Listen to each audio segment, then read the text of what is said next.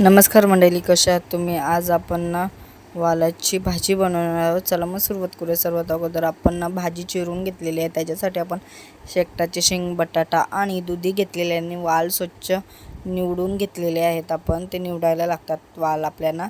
त्याच्यानंतर एका साईडला आपण एका टोपात कांदा, टॅमॅटो, कढीपत्ता, राई, जिऱ्याची मस्त अशी फोडणी दिलेली आहे आपण. आणि त्याच्यानंतर आपण त्याच्यात आगरी मसाला, हळद, धनेपूड टाकायचा आहे. जोपर्यंत आपला मसाला शिजत नाही तोपर्यंत आपण वाल आणि ती भाजी आहे ना आपली, दुधी, बटाटा आणि शेकटाचे शेंग टाकायचे आणि वाफेवरती ठेवायचे आपल्याला. आणि वाफेवरचं पाणीच टाकायचं आहे त्याच्यात, गरम गरम असं वाफ होईपर्यंत. आणि आपली अशी भाजी अशी रेडी होईल ना, तुम्ही बघू शकता. आता चवीनुसार मीठही टाकलेलं आहे आणि काळं खोबरं. आवडल्यास लाईक, शेअर आणि सबस्क्राईब करायला